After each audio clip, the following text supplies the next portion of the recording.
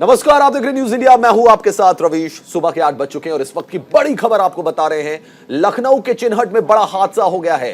Flyover से नीचे गिरी तेज रफ्तार कार। जी हां, बड़ी खबर आपको बता रहे हैं लखनऊ से। लखनऊ के चिनहट में बड़ा हादसा हो गया, जहां फ्लाईओवर से नीचे एक तेज रफ्तार कार गिर गई। हादसे में 3 लोगों की मौके पर ही मौत हो गई। एक युवक गंभीर रूप से घायल बताया जा रहा है। बड़ी खबर आपको बता रहे हैं, लखनऊ में भीषण सड़क हादसा देखने को मिला है, जहां पे एक तेज रफ्तार गाड़ी फ्लाईओवर से नीचे गिर गई। इसमें 3 लोगों की जान चली गई, वहीं एक युवक गंभीर रूप से घायल बताया जा रहा है।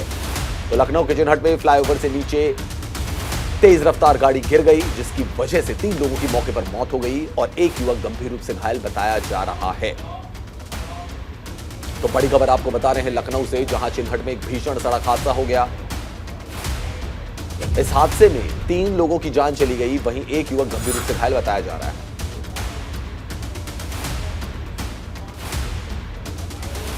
ये तस्वीरें भी हम आपको दिखा रहे हैं। तस्वीरें आप देख सकते हैं किस तरीके से ये गाड़ी जो है क्षतिग्रस्त हो गई। फ्लाईओवर से नीचे ये गाड़ी गिरी, जिसमें 3 लोगों की जान चली गई। आप देख सकते हैं।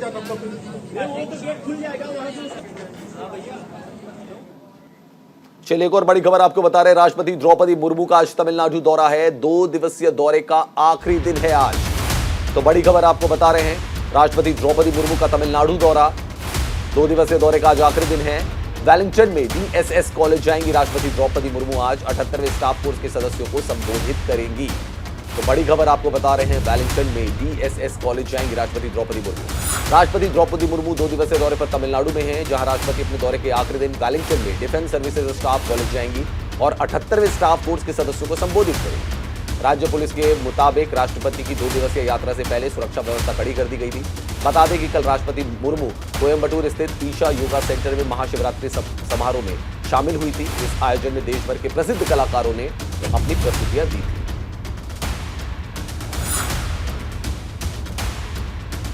बड़ी खबर आपको बता रहे हैं, राष्ट्रपति द्रौपदी मुर्मू का 2 दिवसीय दौरे का आज आखिरी दिन है। वेलिंगटन में डीएसएस कॉलेज जाएंगी राष्ट्रपति द्रौपदी मुर्मू। दक्षिण भारत के दौरे पर हैं।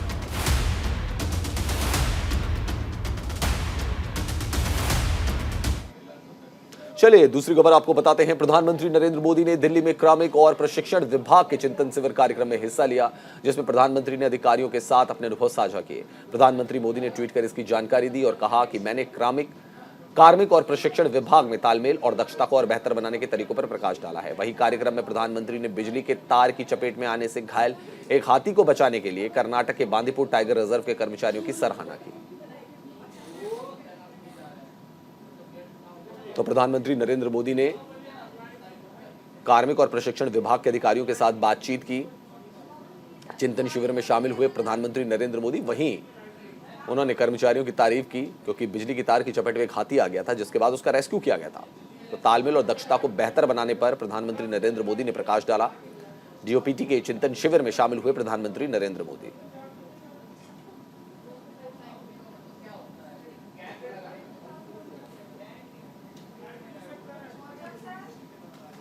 चलिए, इस बीच एक बड़ी खबर आपको बताते हैं। शिवसेना विवाद पर अमित शाह का बयान सामने आया है। गृह मंत्री अमित शाह ने बड़ा बयान दिया है।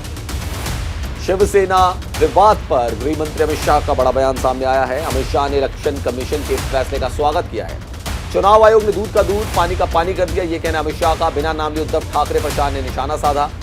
महाराष्ट्र के पुणे में शनिवार को एक कार्यक्रम में उन्होंने कहा कि एकनाथ शिंदे की शिवसेना को असली शिवसेना और धनुष बाण दोनों मिल गए हैं। जो लोग झूठ के आधार पर हुंकार भरते थे, उन लोगों को आज मालूम पड़ गया है कि सत्य किसके साथ है।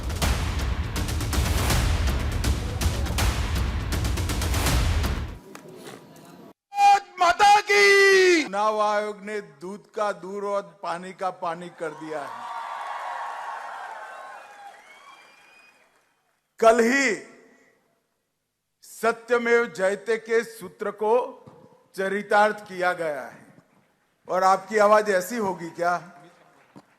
चलेगी ऐसी आवाज? मेरे साथ दोनों हाथ उठाइए और महाराष्ट्र की सभी लोकसभा जीतने के संकल्प की मुट्ठी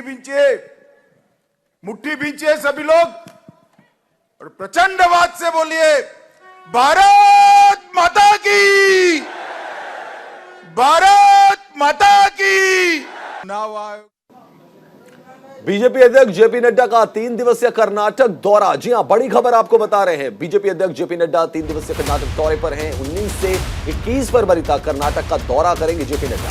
विधानसभा चुनाव की तैयारियों का जायजा लेंगे जेपी नड्डा। उडुपी और बेलूर में जनसभाओं को संबोधित करेंगे। तो 19 से 21 फरवरी तक कर्नाटक का दौरा करेंगे जेपी नड्डा। विधानसभा चुनाव की तैयारियों का जायजा लेंगे। चिकमंगलुरु में बाइक रैली में भी शामिल होंगे जेपी नड्डा। बड़ी खबर आपको बता रहे हैं, 3 दिवसीय दौरा है जेपी नड्डा का। चिकमंगलुरु में बाइक रैली में शामिल होंगे, जनसभाओं को संबोधित करेंगे, कार्यकर्ताओं से मिलेंगे जेपी नड्डा। बीजेपी अध्यक्ष जेपी नड्डा का 3 दिवसीय कर्नाटक दौरा है ये। बीजेपी अध्यक्ष जेपी नड्डा आज से कर्नाटक के 3 दिवसीय दौरे पर जाएंगे। नड्डा 21 फरवरी तक कर्नाटक में ही रहेंगे। इस दौरान जेपी नड्डा उडुपी और बेलूर में जनसभाओं को संबोधित करेंगे। वो एक कार्यक्रम के लिए मंगलुरु जाएंगे और चिकमंगलुरु में बाइक रैली में भी भाग लेंगे। नड्डा इस दौरान श्रृंगेरी मठ भी जाएंगे। बीजेपी अध्यक्ष का दौरा ऐसे समय में हो रहा है जब जनता दल सेकुलर के नेता एचडी कुमार स्वामी ने केंद्रीय मंत्री प्रहलाद जोशी पर आरोप लगाया है कि वो श्रृंगेरी मठ को बांटने वाले ब्राह्मण समुदाय से संबंध रखते हैं। बता दें कि कर्नाटक में अप्रैल मई 2023 में चुनाव होने की संभावना है। ऐसे अनुमान लगाए जा रहे हैं कि नड्डा आगामी विधानसभा चुनाव की तैयारियों के आकलन के लिए कर्नाटक पहुंच गए।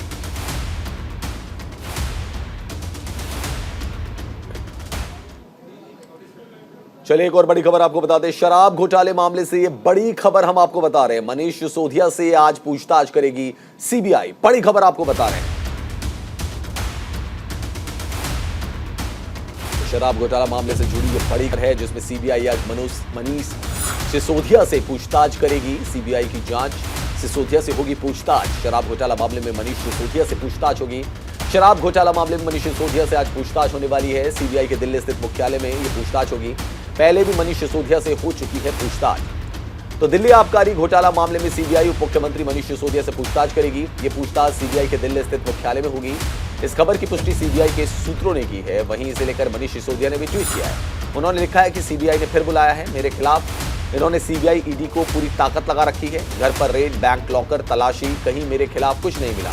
मैंने दिल्ली के बच्चों के लिए अच्छी शिक्षा का इंतजाम किया है। ये उसे रोकना चाहते हैं। मैंने जांच में हमेशा सहयोग किया और करूंगा।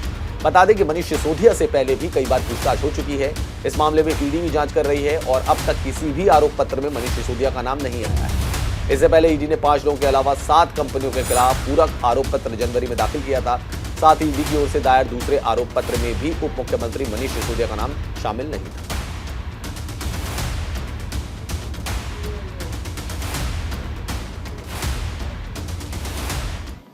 एक और बड़ी खबर आपको बता दें, दिल्ली में राहगीरी दिवस कार्यक्रम की वापसी हो रही है। आज कनॉट प्लेस में मनाया जाएगा राहगीरी दिवस। तो बड़ी खबर आपको बता रहे हैं, दिल्ली के कनॉट प्लेस में राहगीरी कार्यक्रम की वापसी हो रही है। कनॉट प्लेस में राहगीरी दिवस आज मनाया जाएगा। राहगीरी दिवस लोक संगीत, नृत्य सहित कई एक्टिविटी को इसमें आनंद ले सकेंगे लोग। राहगीरी दिवस के चलते Connaught place car free zone रहेगा। 2013 में शुरू किया गया था राहगीरी दिवस। कोविड-19 के चलते अस्थायी रूप से इसे बंद कर दिया गया था। तो दिल्ली में फिर से राहगीरी डे की वापसी होने जा रही है। आज से दिल्ली के कनॉट प्लेस को कार फ्री जोन में बदल दिया जाएगा। एनडीएमसी ने G20 थीम के तहत कनॉट प्लेस में राहगीरी दिवस कार्यक्रम को फिर से शुरू करने का फैसला किया है। इस दौरान दिल्ली वासी योग क्लासेस, जुम्बा, खेल, संगीत, नृत्य सहित कई एक्टिविटी का आनंद ले सकेंगे। लंबे समय के अंतराल के बाद दिल्ली में राहगीरी की फिर से शुरुआत की जा रही है। इस रविवार की थीम सड़क सुरक्षा, चलने की क्षमता और महिला सुरक्षा पर ध्यान देना है। राहगीरी दिवस एक अवधारणा है जो 2013 में शुरू हुई थी, लेकिन कोविड-19 महामारी के दौरान इस कार्यक्रम को बंद कर दिया गया था। वहीं अधिकारियों का कहना है कि राहगीरी दिवस सड़कों पर अलग अलग गतिविधियों का उपयोग करके लोगों को यह दिखाने का एक तरीका है कि सड़कों को केवल कारों के लिए नहीं बनाया गया है।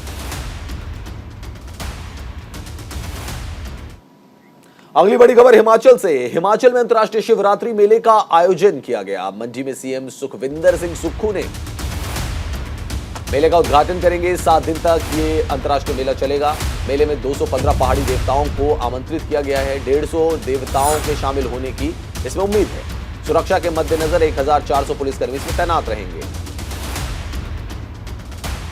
हिमाचल प्रदेश में अंतर्राष्ट्रीय शिवरात्रि मेले का भव्य आयोजन होने जा रहा है, जिसमें मुख्यमंत्री सुखविंदर सिंह सुक्खू मंडी में 7 दिवसीय अंतर्राष्ट्रीय शिवरात्रि मेले का उद्घाटन करेंगे।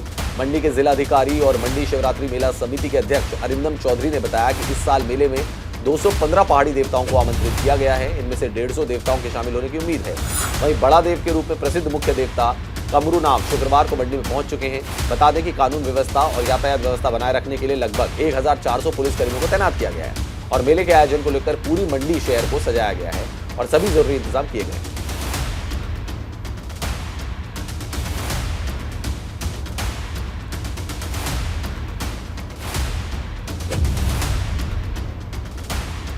शिवरात्रि मेले में दिखेगी पहाड़ की संस्कृति। अंतर्राष्ट्रीय शिवरात्रि मेले में हिमाचल की धूम। हिमाचल में अंतर्राष्ट्रीय शिवरात्रि मेले का आयोजन किया जा रहा है। मंडी में सीएम सुखविंदर सिंह सुक्खू मेले का उद्घाटन करेंगे।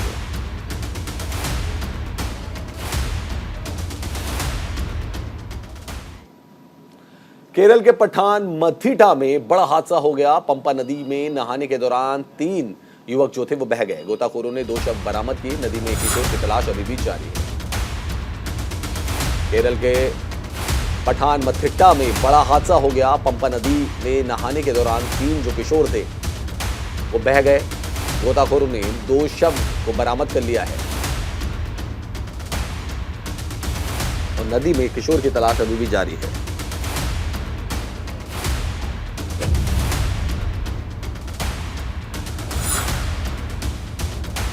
पंपा नदी में नहाने के दौरान 3 किशोर बह गए।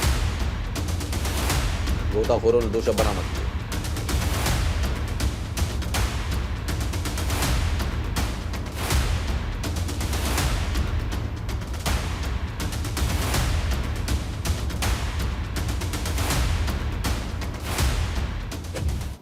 अगली बड़ी खबर असम से। असम पुलिस को बड़ी सफलता मिली है। जी हां, पुलिस ने 530 किलोग्राम गांजा जब्त कर लिया है। तो बड़ी खबर आपको बता रहे हैं, असम पुलिस को बड़ी कामयाबी यहां पे मिली है। असम पुलिस ने 530 किलोग्राम गांजा जब्त कर लिया है। बरामद गांजे की कीमत लगभग 53 लाख रुपए बताई जा रही है। बजारी चेरा एसएचओ चिरंजीत बोरा के मुताबिक खड़े वाहन से मिले गांजा के 53 पैकेट।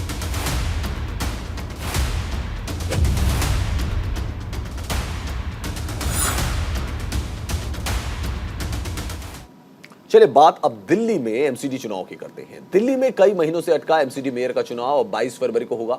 सुप्रीम कोर्ट के आदेश और दिल्ली के मुख्यमंत्री अरविंद केजरीवाल की सिफारिश पर उपराज्यपाल वीके सक्सेना ने चुनाव कराने की मंजूरी दे दी है। मेयर के चुनाव के बाद पूरी दिल्ली का 10 साल बाद एक मेयर होगा। मेयर पद के प्रत्याशियों में आप की तरफ से शैली ओबराय और बीजेपी की तरफ से रेखा गुप्ता में सीधी टक्कर है।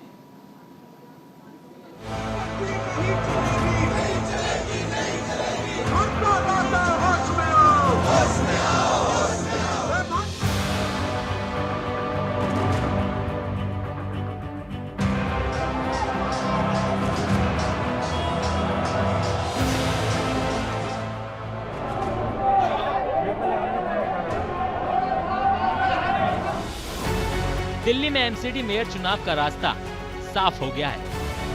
उपराज्यपाल वीके सक्सेना ने केजरीवाल सरकार के प्रस्ताव को मंजूरी दे दी है और अब 22 फरवरी को फिर से मेयर के लिए चुनाव होगा। आम आदमी पार्टी के लिए दिल्ली एमसीडी चुनाव जीतने के बाद दिल्ली को अभी तक मेयर नहीं मिल सका है।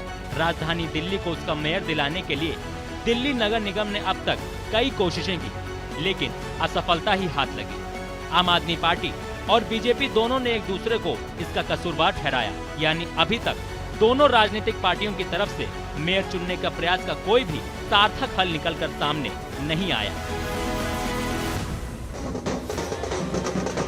पिछले साल 7 दिसंबर को एमसीडी चुनाव के नतीजे आए थे, लेकिन 2 महीने बाद भी दिल्ली को मेयर नहीं मिल सका। मामले पर हल निकलता नहीं देखकर आम आदमी पार्टी ने मामला सुप्रीम कोर्ट में पहुंचाया, जिसके बाद सुप्रीम कोर्ट में शुक्रवार को सुनवाई हुई। इस दौरान कोर्ट ने 24 घंटे के अंदर मेयर का चुनाव कराने की अधिसूचना जारी करने के आदेश दिए।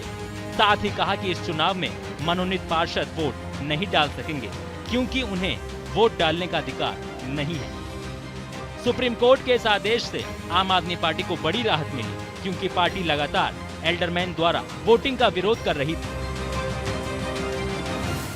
सुप्रीम कोर्ट में एमसीडी मेयर चुनाव के मामले में आम आदमी पार्टी की बहुत बड़ी जीत हुई, जनतंत्र की जीत हुई, दिल्ली की जनता की जीत हुई, देश की जनता की जीत हुई। जो गलत तरीके से एलजी साहब और बीजेपी वाले हारने के बावजूद भी जोर ज़बरदस्ती करके असंवैधानिक तरीके से, गैरकानूनी तरीके से बीजेपी का मेयर बनाने की कोशिश कर रहे थे, उस षड्यंत्र को एक तरह से नाकाम कर दिया सुप्रीम कोर्ट ने। अभी थोड़ी देर पहले मैंने एलजी साहब के पास प्रस्ताव भेजा है कि 22 फरवरी को मेयर के चुनाव कराए जाएं। मैं उम्मीद करता हूं कि अब जल्द ही चुनाव होंगे और जल्द ही दिल्ली को उनकी मर्जी का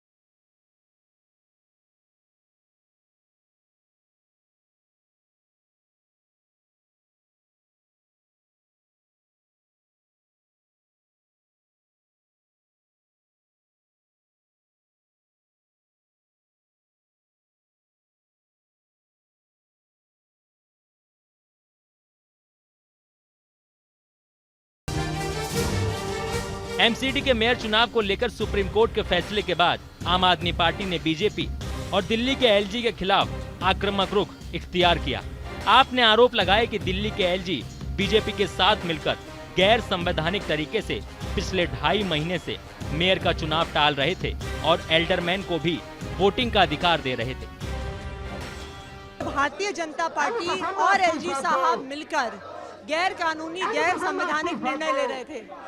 एक संवैधानिक पद पे बैठा हुआ व्यक्ति जब कानून का सम्मान नहीं करता, जब संविधान का सम्मान नहीं करता, तो विनय सक्सेना जी को संवैधानिक पद पे बैठने का कोई अधिकार नहीं है। कल जो मांगे आपने रखी थी सुप्रीम कोर्ट में, उनको लगभग मांगा, चाहे एल्डरमैन की वोटिंग की बात हो या फिर तीनों चुनाव को एक साथ कराने की बात हो, आपको लगता है कि अब जो अगली तारीख होगी उसमें बीजेपी के पार्षद कोई हंगामा नहीं करेंगे, शांतिपूर्वक चुनाव होगा? देखिए, अब तो सुप्रीम कोर्ट ने आदेश दे दिया है और इसलिए हम उम्मीद करते हैं कि अब Bharatiya Janata party supreme court का सम्मान करते हुए चुनाव होने देगी। आम आदमी पार्टी ने एलजी को दिल्ली वालों को परेशान करने के लिए बीजेपी की गुंडागर्दी में साथ देने और गैर संवैधानिक काम करने के लिए तुरंत अपने पद से इस्तीफा देने की मांग की। शैली ओबराय जो कि आम आदमी पार्टी की मेयर पद की उम्मीदवार हैं। शैली जी, पिछली 3 बैठकों में दिल्ली को मेयर नहीं मिल सका, अब सुप्रीम कोर्ट का फैसला आ गया है, लगता है कि दिल्ली के हाथ अब अगला मेयर लगेगा? जी देखिए, कल के फैसले ने तो ये साबित कर दिया कि nothing is above the law. जो पिछले 3 बार सदन में हुआ, 3 बार गैर कानूनी तरीके से, असंवैधानिक तरीके से सदन को चलाने की कोशिश करी गई, मनोनीत पार्षद को वोटिंग राइट देने की कोशिश की गई, तीनों चुनाव इकट्ठे करवाने की कोशिश की गई।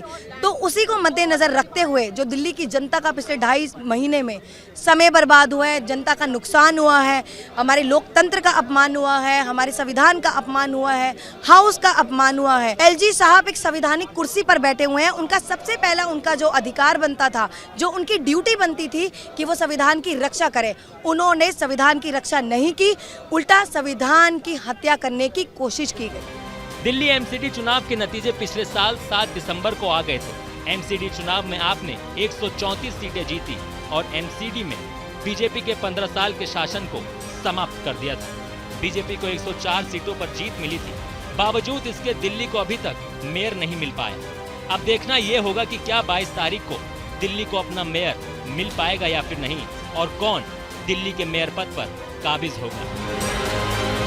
Bureau report, news India. सियासी उठापटक चल रही है, देखते हैं दिल्ली को कब उसका नया मेयर मिलता है। फिलहाल इस खास पेशकश में इतना ही, और ज्यादा खबरों के लिए देखते रहिए न्यूज़ इंडिया।